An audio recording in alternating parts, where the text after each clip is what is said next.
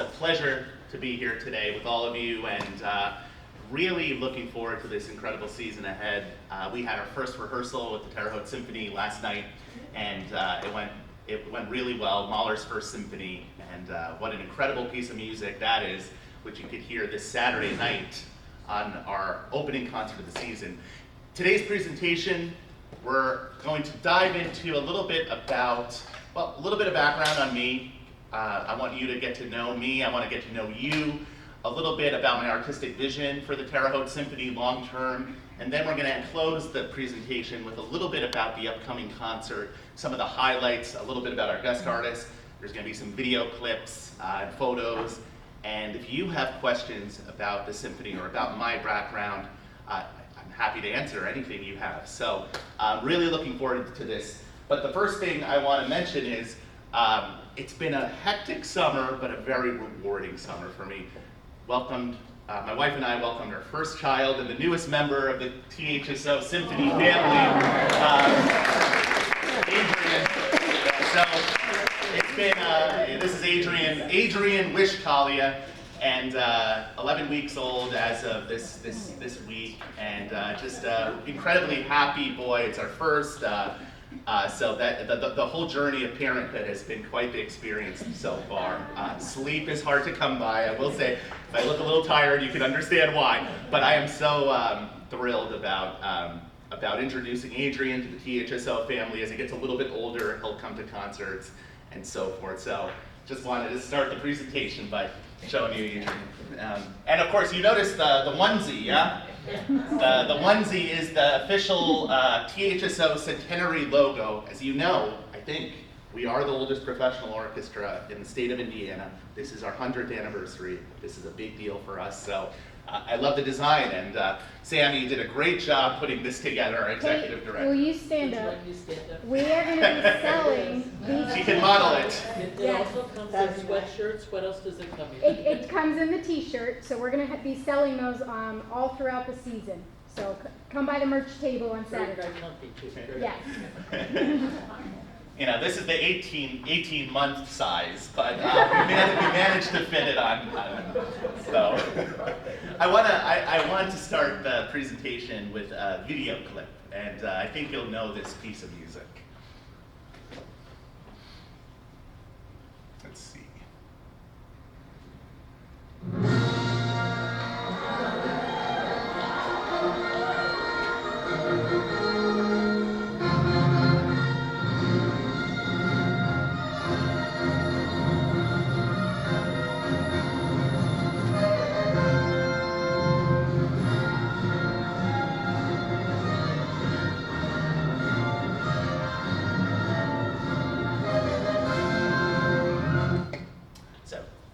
That's how much legally we can show.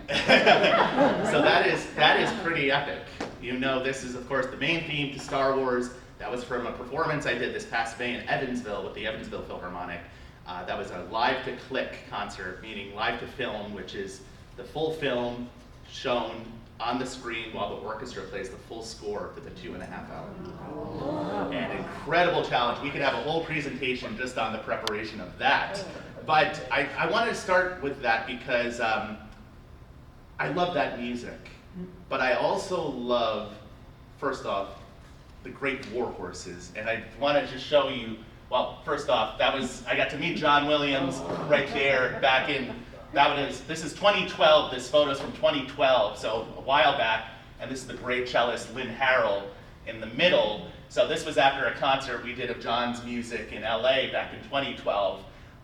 So I love the music of John Williams, but I also love the classics. Let's listen to another clip of a classic piece. I think you'll recognize this. This is from a rehearsal. It's a loud one.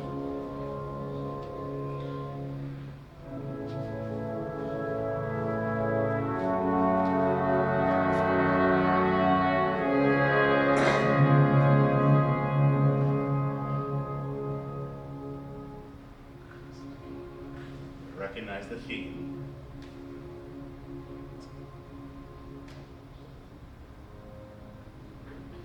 Here it comes.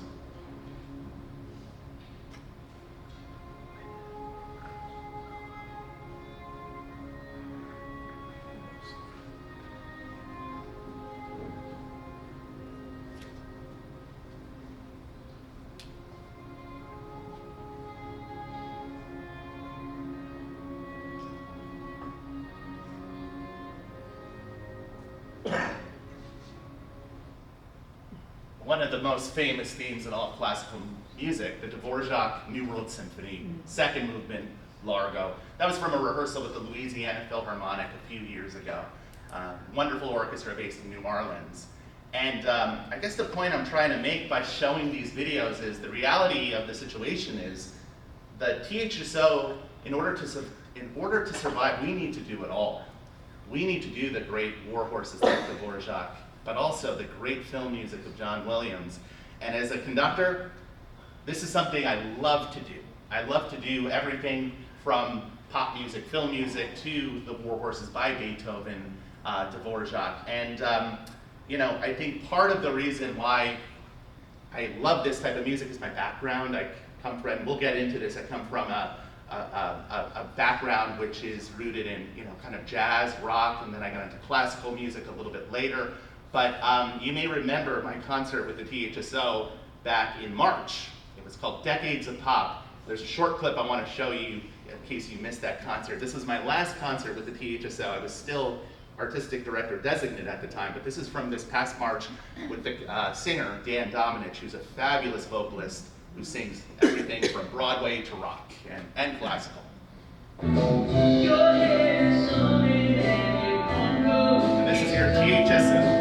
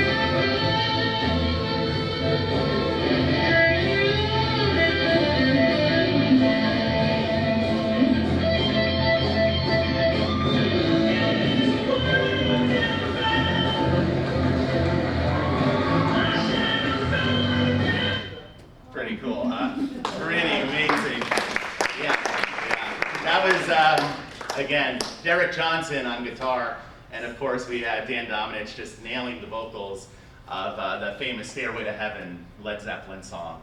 As you can tell, the audience was into it. That is something we love as musicians, hearing that applause, hearing that cheering during a concert. You know, I think sometimes we get mixed up and think classical music is a little stuffy, and of course it is not stuffy. It's fun, it's enlightening, it's exciting, and that's a great example of that. So, just wanted to start the presentation by giving you a sense of, you know, kind of my focus, and what I love to do is do everything. Now a little bit about my musical background.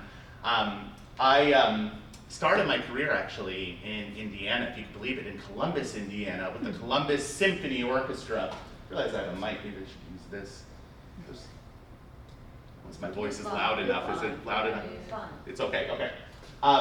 I was going to say, I started my career in Columbus, Indiana with the Columbus Symphony, which was a community orchestra that during the time of my doctorate, I was going out there every Tuesday evening to work with the Columbus Symphony, my first music director job.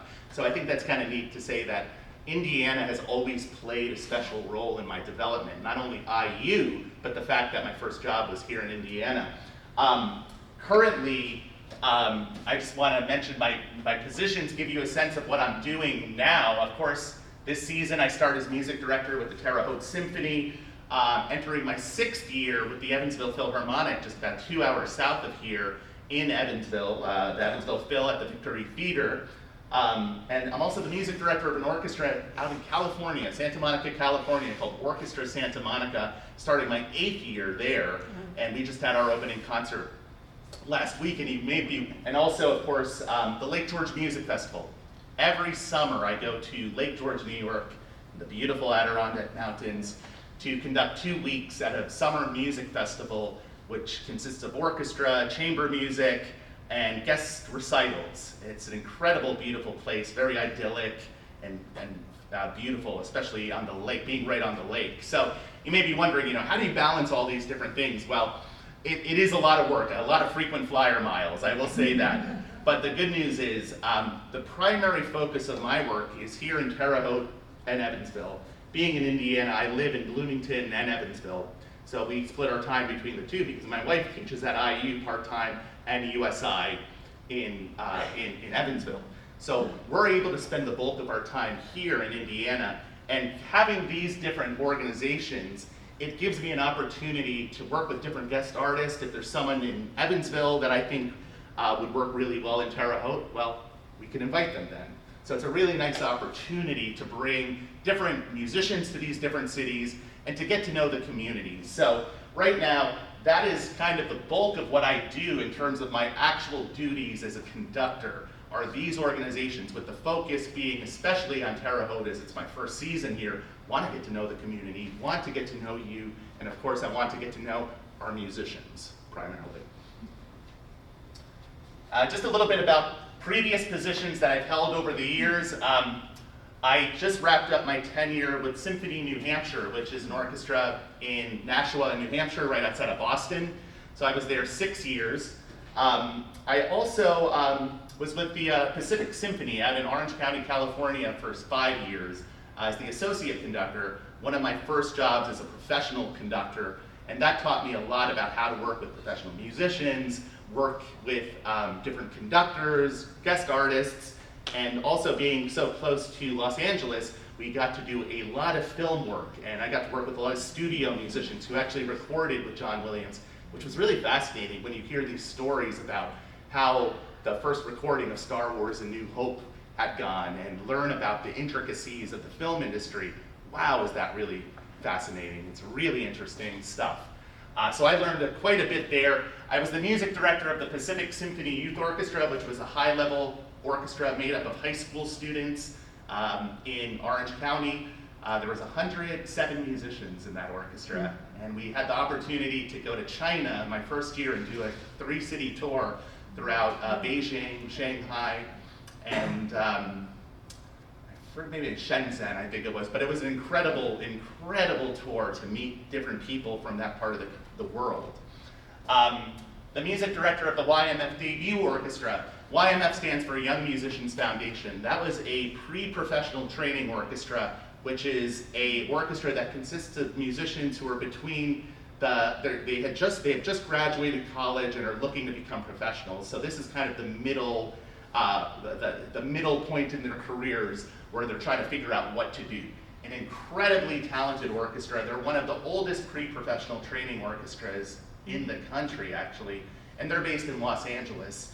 We got to do concerts with Randy Newman, John Williams, Jack Black, if you know the actor, Jack Black. We got to do Stravinsky's The Soldier's Tale with him narrating, which was absolutely fantastic.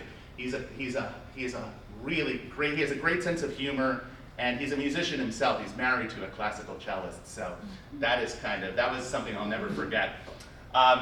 My first position as a professional conductor was with the Charlotte Symphony as their assistant conductor, and that's Charlotte, North Carolina. I was there 2 years. They are also a very, very highly talented orchestra. Bank of America sponsors them primarily, and they have a lot of great artists they bring in. I learned a lot about, as a conductor, how to rehearse an orchestra, how to conduct education concerts. A big part of an assistant conductor's job is being a cover conductor, an extra set of ears for the primary conductor on the stage. So I was a cover conductor for various programs. I was also called to do the educational concerts, which is where you're doing concerts about introducing students to music, different musical concepts like dynamics, melody, It's a lot of speaking. So not only are you conducting, but immediately you turn around and you have to put on your acting cap because you have to get those kids riled up and having a fun time, or else they're gonna fall asleep. So that was some of the best experience I could have received as a conductor, because we're performers, you know? We can't just use our hands. We have to use our whole being, our whole face, our body, and we have to know how to talk to people. That's a big part of a conductor's job, is how do you engage people. They don't teach you that in music school. They don't teach you how to be a fundraiser, a development person, how to talk to people. So I learned when I was in Charlotte.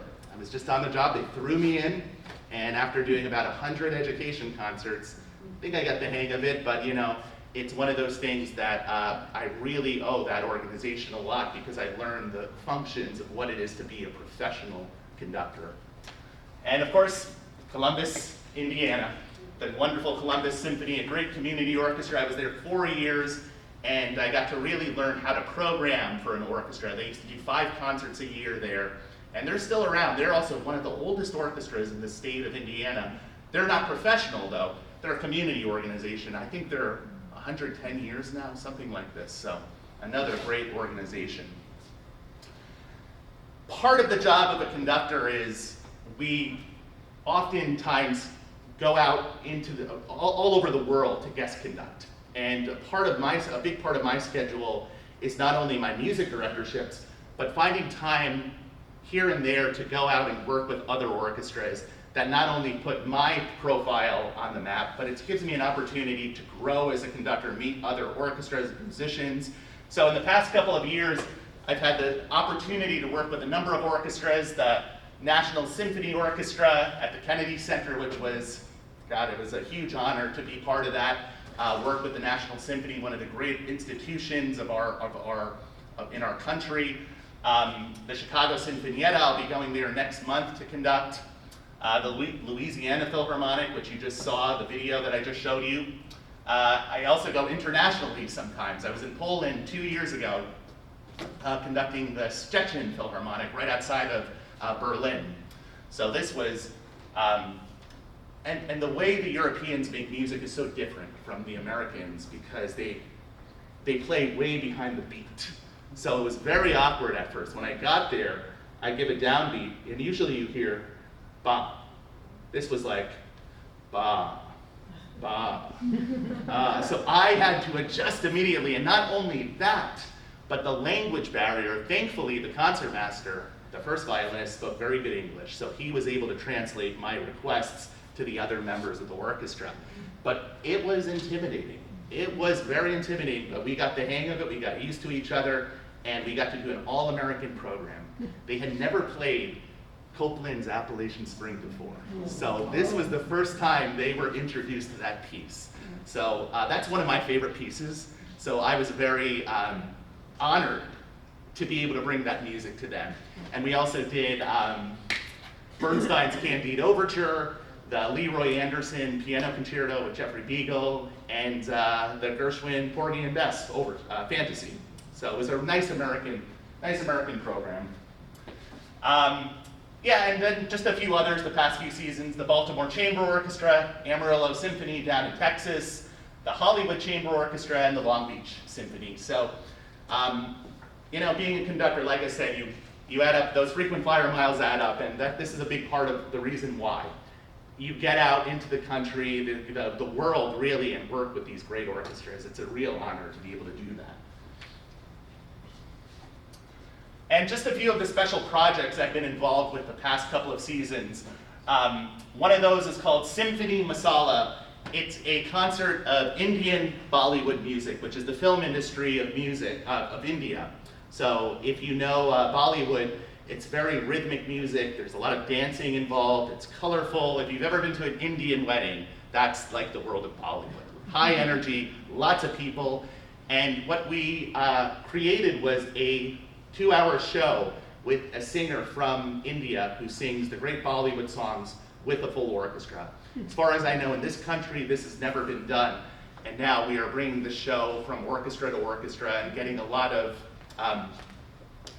engagements, because this is something kind of unique and new. And it also taps into my Indian heritage. My father, he's from India. He was born and raised in New Delhi, and he came to this country in the late 60s for graduate school out in New York, which is where he met my mom. Not that I was really involved as a kid in Bollywood, but I've always been fascinated by this the Indian music and the culture. And we'll get to that later because, as you know, opening night we're performing a tabla concerto. So that's a big part of the reason why, and that's actually the singer right there in that photo there. And then, you know, I mentioned, of course, Decades of Pop. There's a concert we created called From Classical to Rock a few years ago.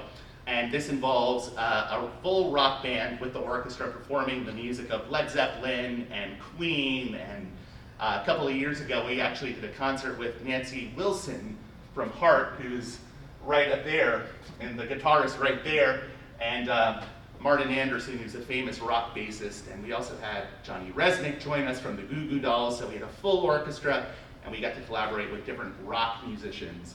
So this fusion of rock and roll and orchestra is really interesting to me. Listen, I was a classical trumpet player, but I was in a rock band in high school, and I loved every minute of it. I was a drummer. We played all over Queens, New York, and it was something I'll never forget. We had a lot of fun. So rock and roll is very close to me. I really enjoy it. The Redlands Bowl Young Artist Competition. One of the things I love about being a conductor is passing knowledge on to the next generation. So working with young musicians. And that's an opportunity where every summer, it's actually right here, I work with really talented high school students who compete in a concerto competition where the five finalists join a full symphony orchestra, and I get to conduct the 5 finalists in this competition. And then from that performance, they choose 3 winners. And it's a great opportunity to recognize the next generation of musicians. So if you know the Van Cliburn competition in Texas, which is for pianists, this is in a similar vein. It's kind of looking ahead to that next generation and finding out who is going to be the next Yo-Yo Ma, who's going to be the next Renee Fleming. So it's amazing. And some of these young musicians have gone on to brilliant careers where they perform now with the New York Philharmonic, the LA Philharmonic. So a lot of them I may bring here to Terre Haute. So very exciting things in place. But that's something I really enjoy doing, is working with the youth, working with young musicians. And finally, education. So I'll get into my early upbringing just in a little bit, but I went to college for music education, and with a minor in jazz studies at the State University of New York at Potsdam, which is a school in upstate New York. And it's right near Canada, a really small town. I remember the first time I got to my dorms, I could hear the cows in the distance. I said, where am I? You know, this is not something I'm used to. But given the frigid temperatures and even being in the middle of nowhere, I had the time of my life. Had studied with a wonderful trumpet teacher by the name of John Ellis. John had played all over Canada and the Ottawa Symphony for years, and I learned so much about being a musician from my time there. And also, I wanted to be a band director for years. While I was there, I wanted to be someone who works with high school students. But then I got the conducting bug. I'll get into that story in a bit. But I did my master's in orchestral conducting at the University of Houston in Houston, Texas, which is where I met my wife, Christine, who is a violinist, and we're 2 years different. She's 2 years younger. And she was in the orchestra, and we got to know each other, and that's where we met, actually, at the University of Houston. So that was always, that's a very high point for me. And then, of course, I ended up in Bloomington, Indiana. It was always a dream of mine to go to school in Bloomington, even when I was a kid. I didn't get in for trumpet. I didn't get in. It was kind of heartbreaking, actually. It was the first audition I ever took. I was so nervous, I was shaking. The audition did not go well, so I said, I'm going to try to get back there someday. And sure enough, though, there was an opening in the orchestral conducting studio, which is very competitive. They only take about 2 or 3 students a year. And I was fortunate enough to get into the studio. I spent 2009 to 2015 in Bloomington for my doctorate in orchestral conducting, which Sammy will tell you it's a lot of work doing a doctorate at IU between all the classes you have to take, but also the piano proficiency. I don't know how many of you are pianists. I'm not a pianist. And what the things they had you do, where you had to go in and play a figured bass, you had to memorize a solo and play it, I had never been so stressed in my life. So this was something that when I passed that exam after 3 tries, it was the greatest day of my life. So, but IU will always hold a special place in my heart. I always say that's where I learned how to become a musician, because of the high caliber, those high standards that they brought out of me there. So before we go into my artistic vision, just a little bit about just the early stages of my career, upbringing. So I grew up in a small town in New York, Manhasset, New York. Anyone know where Manhasset is? Long Island. We talked about this. Yeah, right. I think we may have. It's a small town on Long Island on the North Shore, and I had a pretty normal upbringing. But I chose the trumpet in 4th grade because my grandpa had always loved the music of Louis Armstrong, the great jazz satchmo. So we always had recordings playing. From that, I loved the sound of this instrument, and I decided let's see what comes of this. So 4th grade comes around, you choose an instrument. I chose the trumpet. First off, I thought it would be easy because, you know why? At 3 valves. Exactly. 3 valves. I said, how hard can this be? You're looking at the saxophone or even the clarinet, which has, 20, 30 keys, but boy, was I wrong. The trumpet is an incredibly difficult instrument. And but listen, I loved every second of it. I studied with some amazing teachers. I was in the marching band, I was in the jazz band, the wind ensemble. I didn't join an orchestra until the youth orchestra had auditions one year. And this is my sophomore year of high school. I had never played in an orchestra. I had never heard an orchestra. And they were doing a tour. I mentioned China. We actually got to go to China as a student in high school. They were doing auditions for this tour, and I auditioned with a Louis Armstrong solo. Beep, bop, bop, bop, da, dee, da, da, da, da, da, da, da, da, dee. I forget the name now. But they took me in as second trumpet, and I got in, and the rest is history. I discovered the music of Tchaikovsky, the music of Mahler, Brahms, Beethoven, all of these amazing, amazing composers. And I'll never forget, after a concert in China, when they started throwing flowers onto the stage from the audience, and they were asking for autographs, I said, wow, they're treating us like rock stars. And here we are, some high school kids from the States, and they are so moved by this experience. And I said, wow, if music has this effect on people, I'm all in. This is what it's about. Mm-hmm. And the rest kind of is history. We had a very inspiring conductor in that orchestra. So the conducting bug had already been planted while I was playing in orchestra in the back of the section as a trumpet player. The other big opportunity which made me want to become a musician was seeing the New York Philharmonic. I got to see the great conductor Zubin Mehta, who I'm sure many of you have heard of, one of the finest conductors. He's 89 years old now, he's still conducting. And I got to see Rite of Spring by Igor Stravinsky. And if you know the Rite of Spring, this is like heavy metal for the orchestra. It is intense. And Zubin, he's conducting, and that's the moment I realized where the effect a conductor can have on the orchestra, based on the gestures, just on the body language. He had no score, doing it all by memory, and I thought it was so cool. I thought it was so fascinating. So right away I said, this is something I may want to do down the road. And sure enough, college came by, and I had the opportunity to take conducting classes. And a lot of people said, hey, Roger, you're pretty good at this. Maybe you should look into pursuing this down the road. And I realized at the time, I still wanted to play trumpet, but the problem was, whenever I had a solo or played a solo recital, my lip would quiver. I'd get very nervous. I couldn't control the nerves for trumpet. And I loved it, but as a solo, I'm not going to be able to play auditions if I'm shaking. Conducting, on the other, people used to say this, they say, you have a really beautiful vibrato. And I said, well, oh, thank you. And I realized, that's because I'm shaking. The nerves are getting to me. They didn't know that, so I didn't want to admit it, but that was the case. Conducting came naturally. You know, you're in front of 100 people, it didn't matter to me. I like working with people, I like being with people. Yes, you get the blame a lot if something goes wrong, you know, your conductor, you know, oh, he messed up. But I loved making music with people. And that's what led me to go down this road. So before I knew it, I was applying to conducting workshops, master classes all around the world.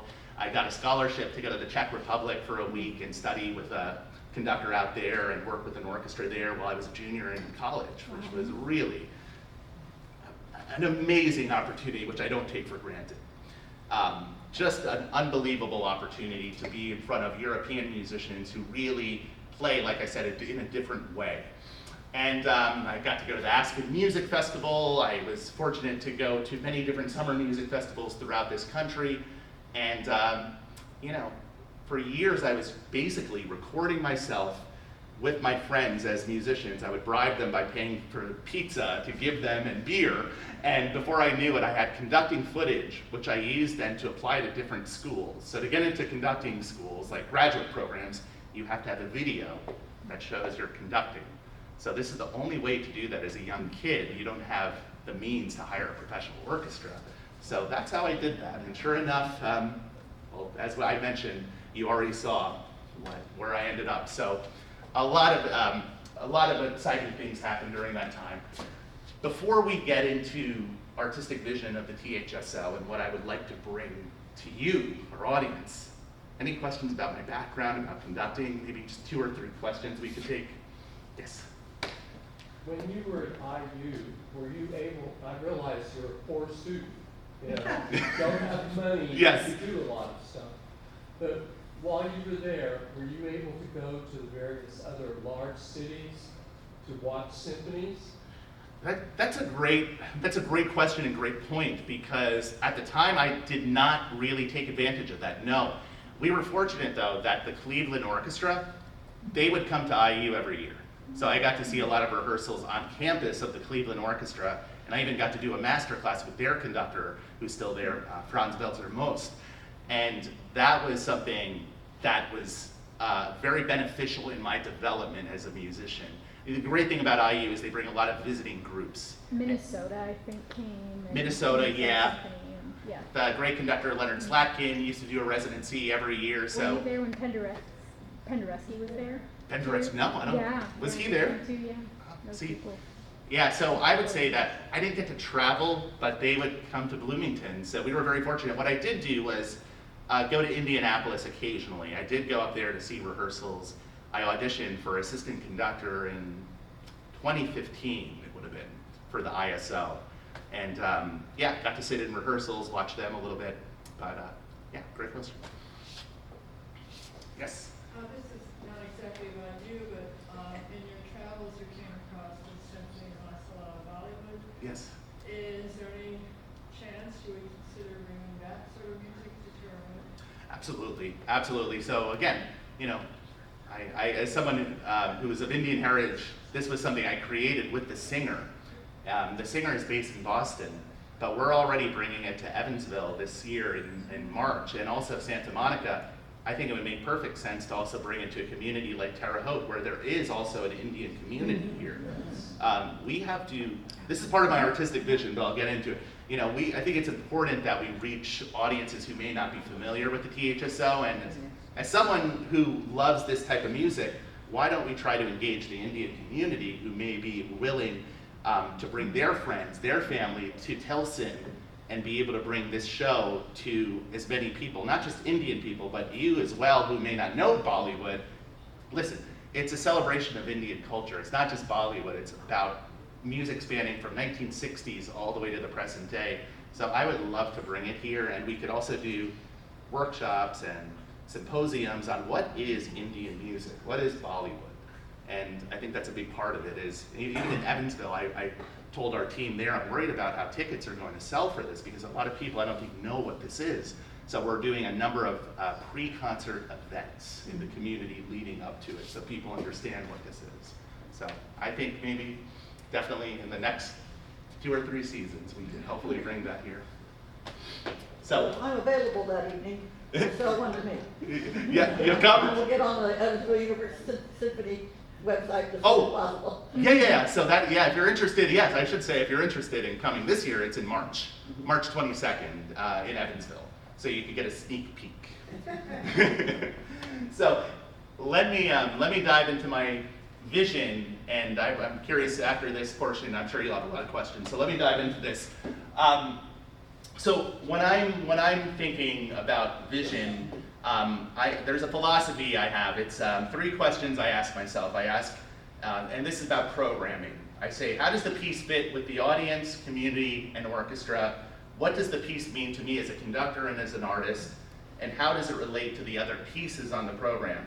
So, as I already mentioned, as music director, I think it's important to foster more diverse programming, especially music by living American composers. I also think it's important to collaborate with up-and-coming guest artists from a variety of backgrounds, not just pianists and violinists, but also unusual instruments you may not see on the concert stage, like tabla, like banjo, like mandolin, like even the accordion, for instance. I've worked with a variety of artists throughout my career from diverse backgrounds, everyone from Randy Newman, I mentioned Jack Black, but also the B-52s and Time for Three and Bella Fleck. I mean, really unusual, when I say unusual, not instruments you would normally see with an orchestra. With this in mind, I think it's important to take full variety of the orchestral repertoire and keep that in mind while we emphasize music collaborations that are most relevant to the orchestra and to Terre Haute, not just the community, but specifically to Terre Haute. In my view, I think we should look at the Terre Haute Symphony as fostering innovation, opening new doors, and finding new ways to listen to music and enjoy orchestral music in a different type of way. So we're not trying to reinvent the wheel, we're just trying to explore the possibilities of expanding the concert experience when we do perform. So one of those things is the musical portion of my artistic philosophy. So let's think about the ways we could reimagine the possibilities of the modern American 21st century orchestra. Lots of orchestras are struggling today. Happy to say, not the Terre Haute Symphony. We're doing very well with ticket sales, we're doing very well from a financial standpoint, and that's because of you, our audience. It's because you believe in us, and it's because of our musicians, who are very, very highly talented musicians who come from all over the state, primarily Bloomington, Terre Haute, Indianapolis. They're really good. Another thing is, I want this institution to be seen as collaborators and innovators with a variety of different community groups in Terre Haute and in the state. So let's talk about programming. The first thing I think about is living composers, specifically American composers.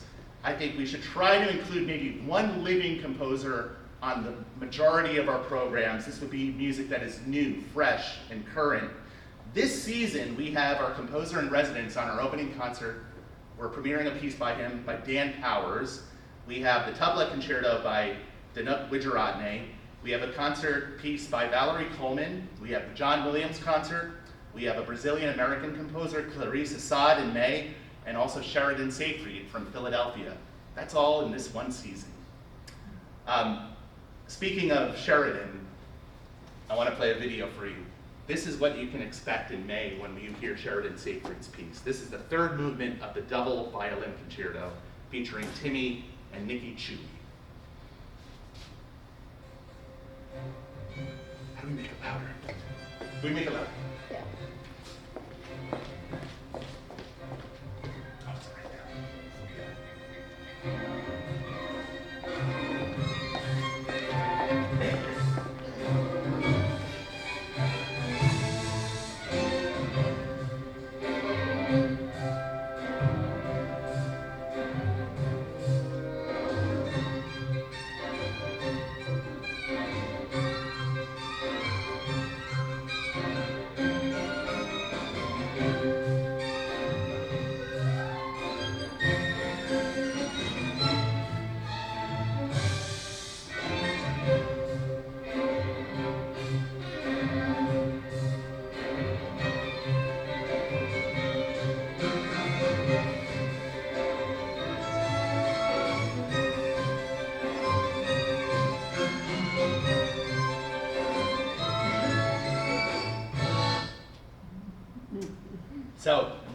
that remind you of any particular type of music when you hear that?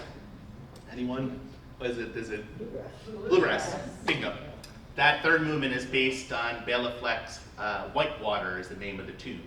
And Sheridan wrote that piece for the Lake George Music Festival in 2017, which is where that performance was taken. So we premiered that piece back in 2017. It's been performed now 10 or 12 times, conducted it maybe 5 times, and we're bringing it here to Terre Haute with those same soloists who premiered it in May, our final concert of the year. So really looking forward to that. I hope you are too. That's living composers. Hidden gems. What are hidden gems? Well, you may remember my first concert here, we had 2 hidden gems. Florence Price, piano concerto in 1 movement with Tim Stevenson, and a piece by a Polish composer known as the John Williams of Poland, Wojciech Kilar, in a piece called Orawa, which the audience, I still remember this, I never heard such a response, such a positive response to a new piece of music, and you brought it. It was incredible, the applause, the cheer after we performed Kilar's Orawa here in Evans, in Terre Haute. I've never done it in too many cities, but now I need to bring that piece to other places, I believe. It was so positively, it's so well received. But hidden gems are very important, I think, in programming. We already spoke a little bit about up-and-coming guest artists. This year, of course, we have Nikki and Timmy Chewy, who you just heard. We have Justin Moniz, who's a tenor, who's going to join us on the Holiday Pops concert. We have Feifei, who's a Van Cliburn competition winner, who is a pianist based in New York. And Sandeep Das, in some ways, he's up-and-coming. He plays with Yo-Yo Ma and the Silk Road Ensemble. He'll be with us, of course, on Saturday. And then finally, celebrating the past and tradition, we want to do pieces we know and love. Beethoven's 7th Symphony, Rachmaninoff's 3rd Piano Concerto, Mahler's 1st Symphony. So we want to balance the war horses with the fresh and current. So that's part of my programming philosophy, if you will. The other part of my artistic vision, it's collaboration. So we want to be collaborators. I already mentioned that, but we want to focus here in Terre Haute, I feel, on local collaborations, and we want to feature our musicians from the orchestra as soloists in particular, and in chamber music. So one of those possibilities is, you may remember, you may know of a local celebrity here who was the America's Got Talent winner by the name of Richard Goodall. Sammy and I already spoke about this, but there may be a possibility down the road of looking into doing some sort of big collaboration, perhaps with Richard Goodall. And Richard, of course, is known now nationally around the world as the AGT winner, and he's gone on to, his calendar is filling up. So he's doing really well. But also, we do a lot of chamber music concerts here in Terre Haute. Many of you know this, at Hatfield Hall, the Red Barn, St. Mary's of the Woods, you name it, we are doing it. So I think we should include thinking of performing in a variety of spaces, churches, breweries, distilleries, restaurants, you name it. Let's bring our musicians to this community as much as we can so people get to know who we are. Visuals and technology. How do we use visuals and technology in the concert hall? Well, folks, there's so many possibilities here. How do we enhance the concert experience? I think you could do that through visuals. So this may include in-house video of the orchestra performing during a concert. Say you're in the back of the Tilson. You can't always see the trumpets. One possibility is we have a screen above the orchestra or close to the orchestra, and we are able to maybe zoom in on the musicians so you could see the orchestra during the performance, have different visuals of the actual musicians. I've always wanted to do that. And I think that's something to look into doing here. There's also, of course, movie concerts. The first clip you saw was Star Wars: A New Hope. Well, guess what? There's 100 other ones. There's Jurassic Park, there's Home Alone, there's Pirates of the Caribbean, there's Alfred Hitchcock films, there's so many, Rudy, the great football movie here. There's many possibilities of doing live-to-film concerts. Sammy and I had a great discussion recently about silent films, doing a silent film from the 1920s. Some of those great films from the 20s, which now orchestras are starting to perform live. So that is something maybe we can look into. Sammy, I know you did a concert with the chamber orchestra in Indianapolis, and it went very well. So that is something we could look into maybe doing here. And finally, visuals connected to specific pieces of music. Do you remember when we did the Eclipse concert, we had visuals during Jupiter from the planets, and also, was it Debussy's Clair de Lune? Using specific imagery for a certain piece of music is something I would love to bring more of. Just a few goals, and I want to share this with you because these are long-term goals. So these are goals in the next 5 years, which I would love to bring to Terre Haute. One of those is concerts that engage and inspire. No boring concerts allowed. Every performance should avoid routine and become an experience. We should treat the concerts as events, not just musical events, but events that bring in the entire community. We should also design the lobby maybe to be an experience. Maybe there's a theme, maybe there's a photo booth of some sort that aligns with the theme of the concert. Maybe there's a drink being served at the dinner that is connected to a piece of music or something. You know, there's so many ways of looking into this. And as part of our 100th anniversary, there are many possibilities to engage with our community specifically for our 100th anniversary as we celebrate that. So, as I said, create concerts that engage people, you, so that not only do you get to experience the concert, but after the concert, you get to meet me in the lobby, things like this. Let's make it an event. We need to broaden and diversify repertoire. You know, this may include prioritizing composers who are normally not heard. So there's so many wonderful pieces of music by women composers, women musicians who are not getting played. Florence Price I already mentioned, but there's Fanny Mendelssohn, there's Valerie Coleman, there's Sarah Kirkland Snyder, Rena Esmail, Jessie Montgomery, I could go on and on. But there's so many wonderful pieces being performed now that we need to be doing here as well. I mentioned, of course, Clarice Assad, you know, people from a variety of backgrounds, Indian musicians, Brazilian musicians, black composers. There's a lot of good stuff out there that I would love to bring to this community that you could hear, introduce you to this brilliant music.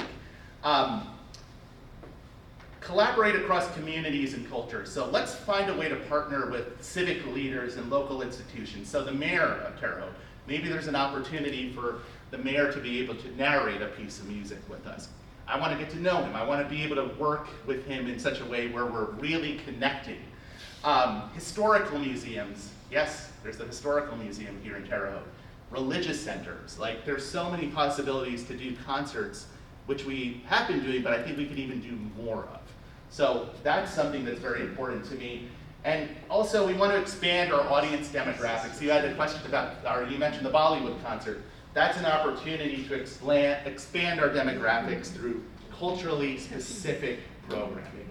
So when I was in Orange County, there was a big Chinese community there. Every year they did a Lunar New Year concert, the biggest concert of the year. It sold out, it brought in a ton of money for the organization. But also the Persian New Year. Lots of Persians out in Orange County in particular. I think it's the largest in this country. And we used to do a Persian Nowruz concert where we invited local folk musicians who are Iranian who would perform with the orchestra. Maybe there's ways to do this in various communities of Terre Haute. Something to think about. And what comes to mind is the Bollywood program, obviously, for me. There's also concert series we could look into expanding: jazz, cabaret, chamber, semi-stage works, maybe a film concert series we could look into doing. In Evansville, actually, we have a concert series called the Uncorked Concert Series, which is where we go into local breweries or distilleries, and during the performance there's a full meal, and you get to do a sampling of either beer or bourbon, and the bourbon is connected to the music by each piece. So this piece is connected to this bourbon, this one is this, and we actually have the head distiller come out and introduce the bourbon while I introduce the music. And it's a great way to just bring in new audience members who may not know what the symphony orchestra exactly is. And it's an opportunity for the musicians in particular to meet all of you and mingle. You know, I love playing in Tilson, but there's really not always a great opportunity for me to meet you. Maybe after the concert, if you stick around, is the hope. But by doing a concert like that, it gets us connecting more, and that's really important. Celebrate American music and identity. We talked a little bit about that already. maybe a curated program like Celebrating America we can do, because it is America's 250th anniversary coming up in 2026. So an example of that would be a piece maybe by Aaron Copland, the Fanfare for the Common Man, and doing the Gershwin Concerto in F, John Williams' piece, JFK Suite, which is really fun, and Grofé's Grand Canyon Suite would be wonderful to do. Another one is the music of jazz legends. Duke Ellington and Louis Armstrong. As a lover of jazz, I think it'd be fun to do a concert of music of jazz legends with the orchestra. And finally, let's highlight our musicians in the orchestra. Yes, we could reach out and spend 10 grand on a soloist from New York City, but why should we? When we have really, really good musicians right here in this orchestra. So part of the thing I would love to do, and I did this in Evansville, but I would love to expand it, is do a musician's choice concert where they actually choose the program in collaboration with me and introduce the piece of music from the stage. So rather than just hearing me speak, you get to hear why they chose this specific piece. Maybe it's our concertmaster who chose it and he talks a little bit about the piece of music. Not only do you get to hear his playing, but you get to know him as a person then through this. That's really important to me. And I think it gives the musicians more of a sense of empowerment, which is very important. And solo opportunities are also incredibly important. I know in the past we've had our concertmaster perform violin concerti, our principal oboe, Rebecca, has performed. So we will continue to do those things. Creative programs that build community. These are just some ideas that have worked and things that I have tried with various organizations over the years, but I would love to make it Terre Haute centric, if you will. So one of those things is a Symphony Happy Hour event. When I say Symphony Happy Hour, well, the name says it all, happy hour. Happy hour is something we would do from 5 to 6 p.m. We're looking at doing it actually September 24th, I believe, at the terminal. And this is going to be a new series where I speak about the upcoming concert. Sammy's going to join me. We're going to do a Y'all Q&A. are looking at me. This is hot off the press. Yep. We have not announced this yet. Yeah, maybe I shouldn't have said anything. No, please, Yeah. go on. Everyone's like, I haven't heard about that. I know. Literally, we spoke about this 2 weeks ago, and it's going to be a new series we're going to start this year. And it's going to involve a Q&A, a discussion between myself and Sammy talking about the music, and it's going to give you an opportunity to meet me and meet people from the symphony. So it's basically all over a drink in a very informal setting. So rather than doing a lecture series, which I love, by the way, I love doing lecture series where we break down the music, this is more informal and gives you an opportunity to learn more about the Terre Haute Symphony. So we're going to do some of that this year, and that's coming up. We're hoping to do one maybe before every concert. So 4 more, or 4 of these. Symphony tailgates, this may sound funny to you, but in Evansville, we actually closed off a block of the street in Evansville, right in front of the concert hall, and we had a mini festival before the concert where we had musicians playing chamber music, we had chili being cooked, we had memorabilia being sold. It was like a football tailgate in the sense that here we are coming together, all hanging out, and people are saying, what is going on there? Who are these people? And we told them, hey, we have a concert in about, 7 p.m. in 5 hours. Are you interested in coming? And sure enough, it helped ticket sales and it helped bring new audiences into the concert hall. So this is something that's a little, maybe unusual, not orthodox, but it's something I would love to try and something new. Chamber music series, I don't have to say much about that. We're doing a lot of that already. Love to expand that even more. A young composers workshop. You know, folks, there's so many talented composers in this country. They don't have opportunities to get their music played. Why is that? Because it's expensive. You know, to be able to record yourself, find musicians, it's really hard to do that.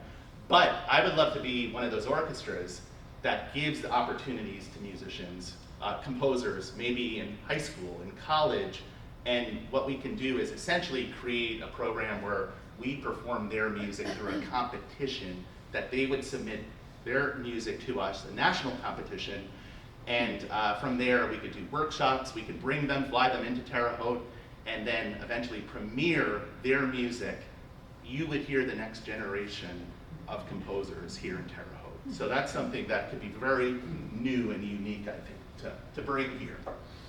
Side-by-side concerts. Music education is very important to me. Let's team up with local schools and let's play with those students on the stage of the Terre Haute on Tilson. So our musicians are side by side with the students. Be a wonderful opportunity, get them playing with professional musicians, and it gives them an opportunity to be on the Tilson stage. That's something I remember when some of the New York Phil musicians came to my youth orchestra in high school. I never forgot the advice they gave me, the tutelage they provided. That was really special for me personally. Collaborations with university departments. Here at ISU, there's so many wonderful departments. Let's make it a goal to try to collaborate with ISU in such a way that we can do more. For instance, video game music. You may be saying video game concerts. That's a thing, and it's really popular these days. You know, the music of Zelda, Super Mario Brothers. This is also classical music.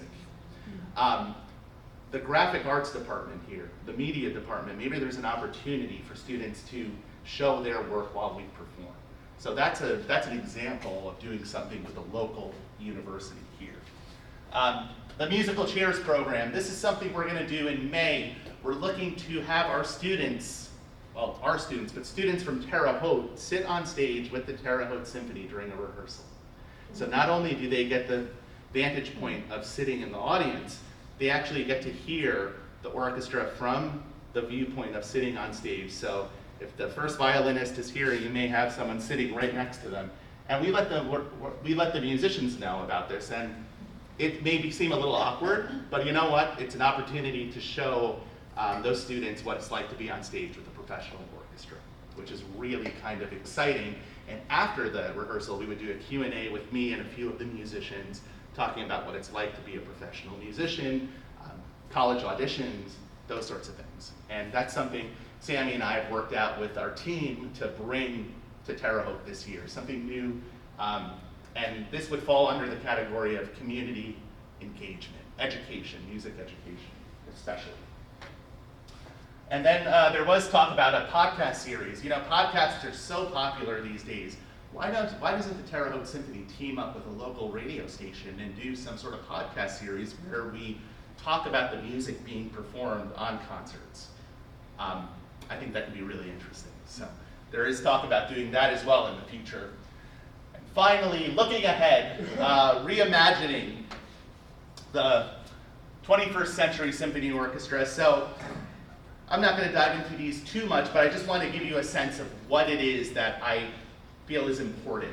So I already said, you know, orchestral music, it's not about reinventing the wheel, it's about reimagining its possibilities. So we want to make orchestral music reflect sort of like the world we live in, music from a variety of cultures and people.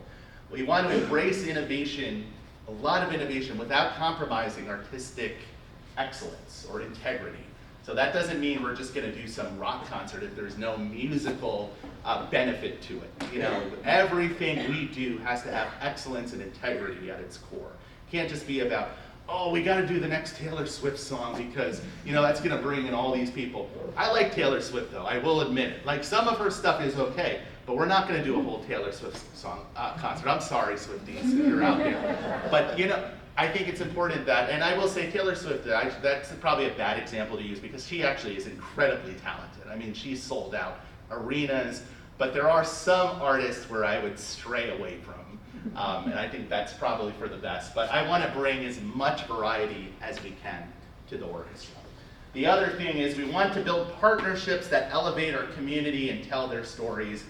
Who in Terre Haute can we build partnerships with? Are there demographics of people that we should reach out to? We already talked about the Indian community. We already spoke about the History Museum, some religious centers. Who do we want to partner with in the next 5 years? And we want to use music to build bridges between people, cultures, generations. You know, I found that personal interaction matters.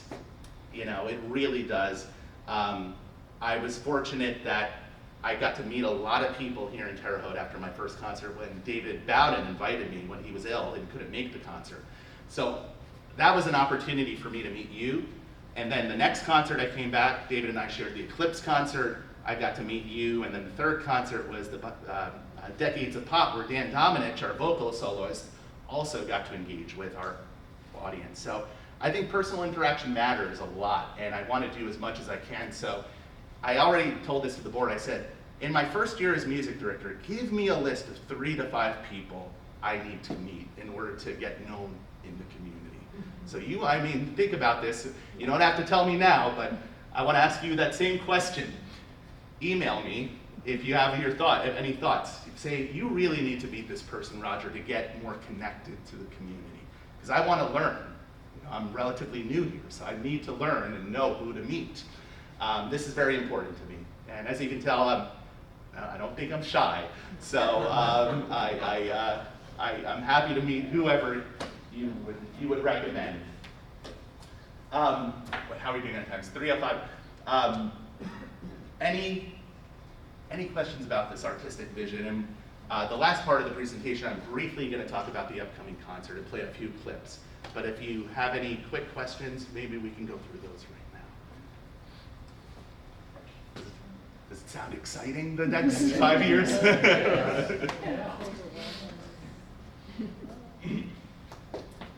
Let's talk about the upcoming concert before, and then we'll open it up for questions. Opening night, I love this name, Tabla and Titan. Mahler Symphony No. 1 is nicknamed the Titan Symphony. And then we're performing the Tabla Concerto with Sandeep, so that's where the title comes from. And I'm very excited about this concert because we're performing a brand new piece of music that has never been performed before by Dan Powers, our composer in residence. It's called Centennial Celebration, which celebrates the orchestra's 100th anniversary. Dan Powers will be in attendance at the performance. He'll also be at the rehearsal. He was supposed to be there yesterday. I don't know where he was, but he will be at the rehearsals. And then, of course, we're doing the Gujaratne Concerto for Tabla and Orchestra. This is a piece that combines the Indian percussion instrument tabla, which are 2 drums. And if you're not familiar, look it up on YouTube and get a sense of it. You know, the Beatles, George Harrison, spent years in India, of course. He used a lot of tabla in a lot of their different songs, and of course sitar as well. Ravi Shankar, the great sitar master. But Zakir Hussain was one of the great tabla masters, and Sandeep, who we're inviting, is also known as the premier, or one of the great tabla players in this country. He played with Yo-Yo Ma, he played with the Silk Road Ensemble, and I've done this piece twice.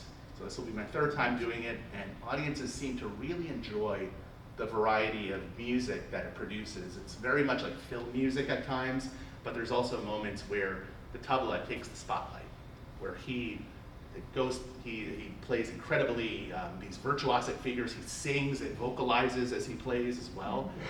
It's really a fun, unique type of experience. And he explains the tabla beautifully. So before the performance, he gives a quick 3-4 minute tutorial on what he's doing, so you know exactly what to hear and listen for.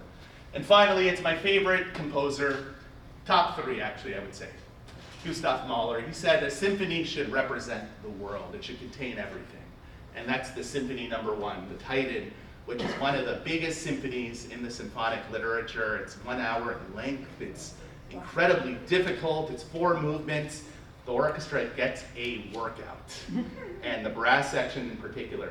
You know, in a symphony orchestra, there are 4 horns. You know how many this symphony calls for? It calls for 8 horns, double the section. It calls for 4 trumpets, usually there are 2. It calls for 4 trombones, 1 tuba, double timpani, harp. It's amazing we could fit on stage, and we do. And folks, you gotta believe it, or you have to see it to believe it, because there's nothing like Gustav Mahler. His music is, it's an experience. The brass, the string writing, he incorporates Jewish folk tunes in the 3rd music, the music of klezmer music, which he was very influenced by. The 1st movement is meant to depict nature. It's pastoral. You hear bird calls. The 2nd movement is a Viennese, there's a moment of Viennese waltz and a rustic folk dance in the opening section. And then the 4th movement is a celebration, joy, passion. So I'm going to play a few clips for you just to give you a sense of what to expect. Concert is September 13th, 7:30 at Tilson. Here is a clip of the tabla concerto with our soloist, Sandeep Das.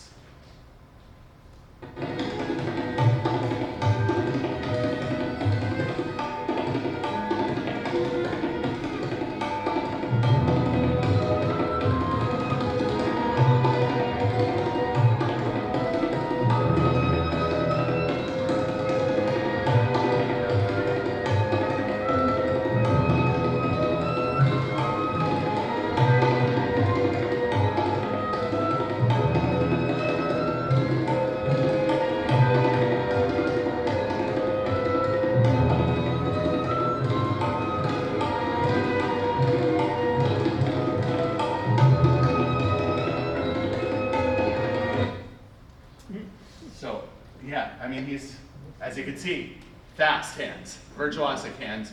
This was a performance with the youth orchestra in London, the National Youth Orchestra of Great Britain, actually, I believe it was. So this was during a rehearsal. But that was a clip of the third movement of the concerto. It's about 27 minutes in length, and there are 3 movements, and that was a bit of the third movement. Clip of Mahler, I think that person looks familiar probably. Yeah, this was from a performance we did in Evansville 5 years ago now. So this is a clip of the 4th movement of the Mahler's First Symphony, the Titan Symphony.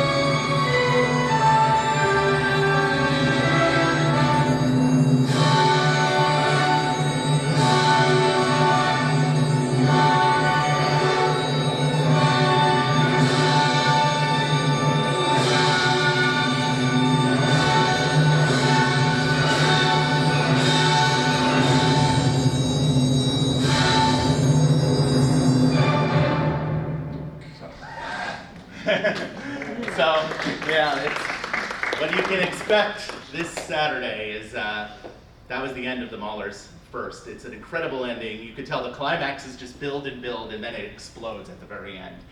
It's just one of those works. I can't think of a better opening night piece than Mahler's First Symphony because of that excitement, that joy, that passion.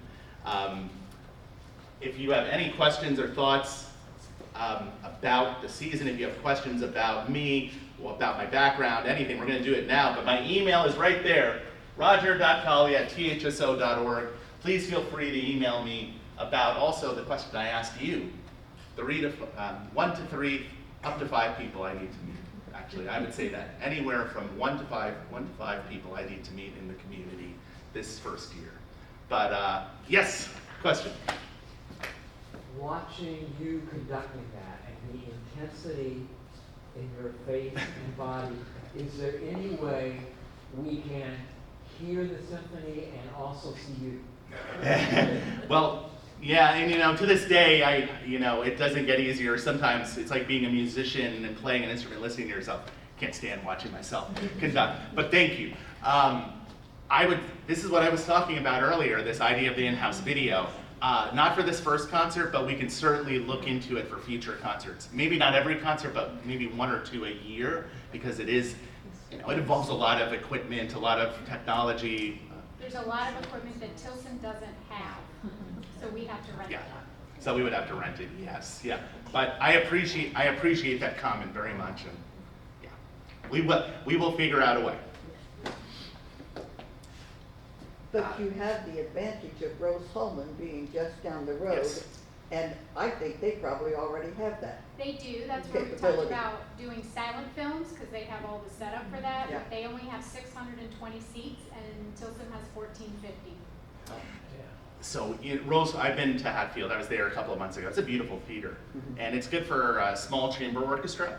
So we could definitely do it for silent films and smaller things. For Mahler, it would be hard, but we could do it for the smaller stuff. Definitely, that's a great suggestion. Nancy. So, in that clip, you were turning pages every once in a while, but I was at rehearsal last night and I saw you turn no pages. So you've memorized it, right? Yeah, I mean, it's pretty memorized. I will admit, that's a great observation. You follow the orchestra really well. Yeah. Come on. No. It's one of those things, it's like you memorize when you study. So the more you do it, the piece becomes ingrained in you.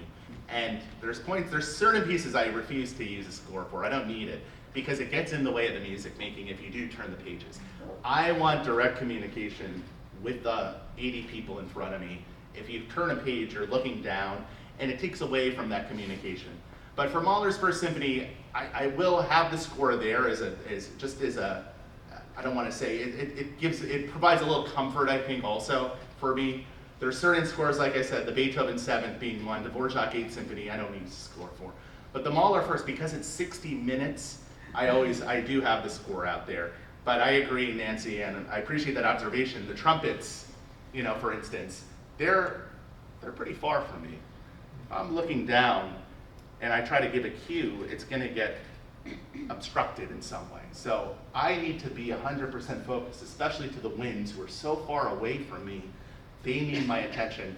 So eyes. It's all about the eyes. It's not about this. It's about As a inviting musician, them. I want to see his eyes right at me, because if I just see this, Yeah. I don't know if I'm correct, but if I see his face looking at me, I know where I'm at.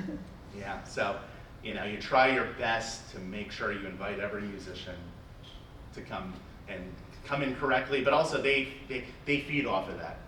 The performance is enhanced by that. So that's important.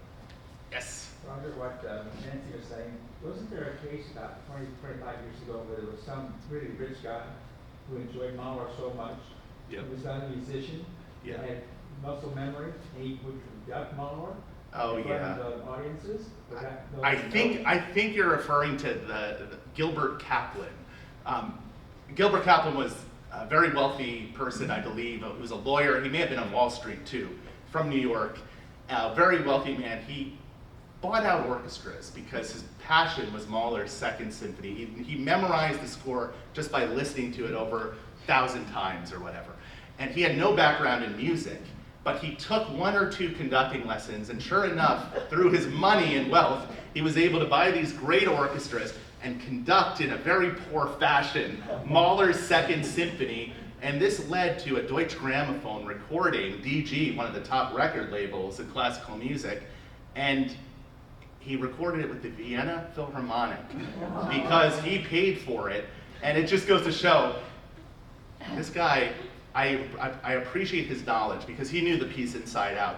He did not have the technique necessary to make music at the high level. Essentially, the musicians had to save him from it. And that's what it was. Say he conducted a youth orchestra, it would have been a complete disaster because the youth orchestra, you need very clear conducting. Sometimes with professional musicians, they do save the conductor. And that was one of those cases. Look him up if you're interested in learning more. Gilbert Kaplan. It's a very fascinating story. I think that's who you're referring to. But there are other people like this who've done this sort of thing. Mahler's Second Symphony is 1.5 hours long, so you can imagine how did he knew the piece inside out. It's 90 minutes, did it without a score. But I think essentially what happened was the concertmaster was leading the performance and he was following along. But I give him credit for for trying and having, not just trying, but being successful with it. Hey, I would love a DG recording someday, so, and so. We have some, 10 minutes, I think, anything? Yes. I'm intrigued by your interest, obviously some personal in cross-cultural connections. And I'm not sure whether you've already know that we have, Terre Haute has a sister city in Japan. Yeah, I've heard about this. Yeah.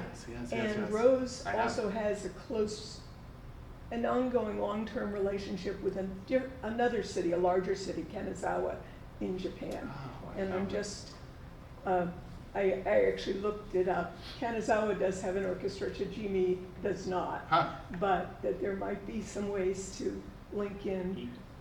That would be Here. fun, and maybe there's an opportunity to invite people from that city here, musicians from there, and Yeah. we can go there and do sort of a tour of some Yeah. sort. Maybe not with a full orchestra, but Yeah, chamber music or something. yeah. That's a great idea. Thanks for mentioning that. Thank you. Jane, you had a question. Jane? Yeah, Roger, I am capable of gushing, but I don't do it very often, and I'm gonna do it now. Because, I was impressed by you the first time I saw you, and appreciated you more the next time. But now when I see what you wanna do for the future, I'm just over the top. So. Yeah, thank you. Thank you. Thank you. Thank you. You know, it's the foundation has been set. I mean, David did wonderful work. You know, I owe him a lot because he brought me, he said, hey, are you available to conduct? I didn't. I found out about conducting the Terre Haute Symphony, it was about a month before the concert. So I had no time really to prepare, and it went so well. And the program was challenging. I remember it was a very diverse, challenging program, some new pieces. But it went so well, I said, I want to come back. And it was very fortunate it led to A this. surprise for you to be doing this a month before, but when he said that, and then I saw you conduct, and he talked so much about how you guys are just simpatico, Yeah. I strongly suspected that it was a year ahead of time that he Yeah. wanted to interview you so he could Yeah. on board to accept you. It was- I mean, I thought it was a fix. And It all worked out in the end. Thank you, Jane. Yeah, it was a long process, but I'm so fortunate and grateful because, listen, Indiana is home. I think it's important. There are conductors out there who love the jet-setting life. And, you know, yes, I love to travel, but working away from home is not necessarily for me. It's not. I want to be here, especially now that we have a son. Not only is this organization with great potential, but it's close to where I live. And I'm going to be here as much as I possibly can because I need to get to know people here in the community. Being a conductor, I tell you, it's like being a politician at times because you're on radio, you're meeting with donors. The music making is the most important thing. You have to be an artist first and foremost. But 90% of the time you're off the podium. You know, you're meeting with different people. So yeah, I want to ingrain myself in this community so I get to know what it is we need, and hopefully these ideas resonated with you. And if you have thoughts, send them my way. So, and Sammy has great ideas. Support these ideas. Yeah. Sponsoring them. Yes. There's all these dollar signs next to these ideas. Yes. Sammy is, you know, as you all know Sammy, our wonderful executive director. And Sammy and I actually go way back. We met during my grad school years at IU. So I'm a few years older. Yeah. But Sammy. So I was starting my master's degree in 2011. Yep. You were finishing up your doctoral coursework. Yes. And I performed on one of his ad hoc orchestra recitals. So all of the student conductors get an opportunity to get paired with a soloist, a student soloist. They pick a concerto, and then you program another piece on it. The conductor's totally responsible for recruiting the orchestra, usually in exchange for free pizza. As I was saying. We rehearse on a Friday, a Saturday, and then we perform on a Sunday. And I remember we did La Forza del Destino. Yes. And I played principal. and I Brahms, remember Piano thinking, Concerto number 2. Yes, Yeah. yes. And I remember thinking, this was fun. Yeah. This was fun. And here we are now working as partners in a professional orchestra. So it's a great, that was another reason why I wanted to come, was to collaborate with Sammy and work with her, and now I get to do that. So, yeah, really great potential. And I think Saturday you'll hear just how good this orchestra is. Many of you know that already, but we have a lot of new players, actually. For instance, we have a new concertmaster, my second in command on the stage. That's Michael Chu. And funny story, Michael actually is our principal second in Evansville. So small world that he came up to audition and won the position. All, you know, first round all behind a screen. And, you know, it's really something that the two orchestras actually have a lot of musicians in common. A lot of them are IU students, but they play in these various groups, and they're so talented, so incredibly talented. Any other questions? We have about 5 minutes. Not? I want to thank you so much. Thank you for coming.